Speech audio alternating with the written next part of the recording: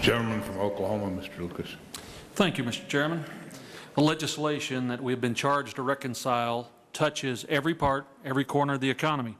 Though its focus is supposed to be on Wall Street, its effects will be felt on Main Street and every other street in this country and around the world. Because of its far-reaching impacts, it's my sincere hope that this conference will be open, transparent, and productive. In other words, I hope this conference is like those that we hold every 5 years for the consideration of a farm bill. Those conferences are open, deliberate, frequently produce a decent bipartisan product. The artificial timeline that the press is reporting raises doubts that adequate time can be given to the copious issues we have to consider. The derivatives title alone, if properly vetted and debated, could take months. There are technical and intricate issues. Free, fair, and open debate is a must. I contend that no bill is better than a bill that is rushed and done hastily, all to tout a first-place finish in the race to ruin the world economy.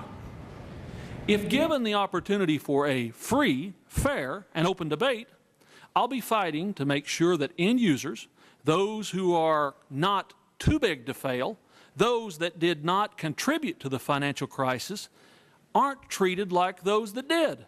In other words, I'll be supporting the tenets of the House-passed version of the derivative title, which I might add is the only truly bipartisan portion of this legislation. If we choose to ignore the pleas of the end-user community and force burdensome and unwanted regulations on companies, capital otherwise used for research and development, infrastructure building, and other job-creating activities will come to an end. I've received testimony from several of my own constituents warning what this bill could do to them.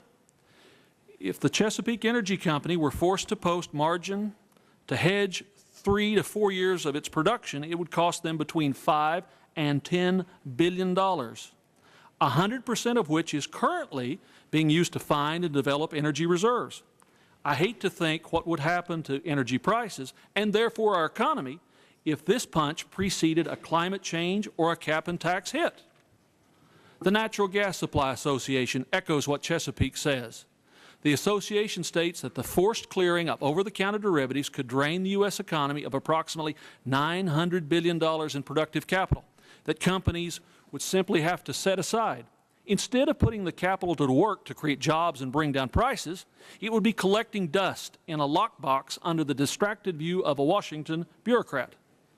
Another great American company, the Ford Motor Company, under this bill would have to default on $30 billion of existing debt obligations if it were to continue to hedge its legitimate business risk.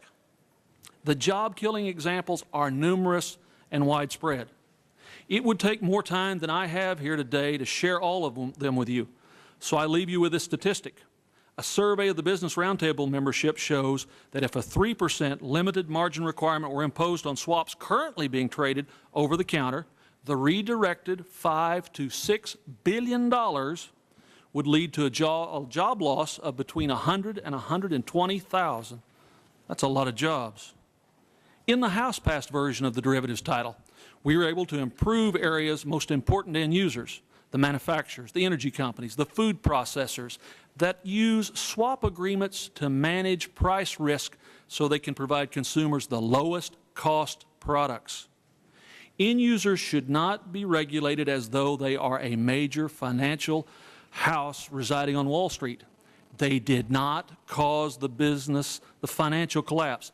They should not be regulated like they did. I encourage my fellow conferees to keep one thing in mind as we start our deliberations.